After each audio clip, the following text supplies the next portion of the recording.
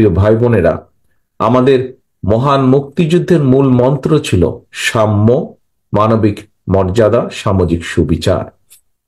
ধর্ম বর্ণ নির্বিশেষে বিশ্বাসী বলুন, অবিশ্বাসী বলুন কিংবা সংশয়বাদী, প্রত্যেকটি নাগরিক রাষ্ট্র আর সমাজে যার যার ধর্মীয়, রাজনৈতিক, সামাজিক, সাংস্কৃতিক অধিকারগুলো স্বচ্ছন্দে বিনা বাধায় উপভোগ করবেন, এমন একটি স্বাধীন রাষ্ট্র সমাজ বিনির্মাণের জন্যই মুক্তিযোদ্ধারা লাখো প্রাণের বিনিময় বাংলাদেশ স্বাধীন করেছিলেন।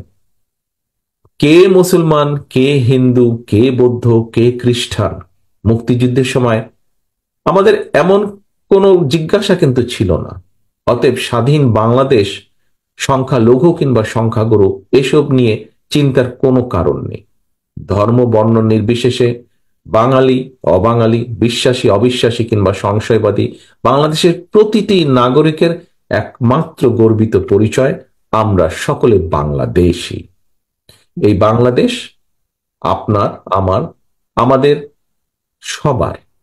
বাংলাদেশের প্রতিটি নাগরিক সকল ক্ষেত্রে সমান অধিকার ভোগ করবে, এটাই বিএনপির নীতি, এটাই বিএনপির রাজনীতি।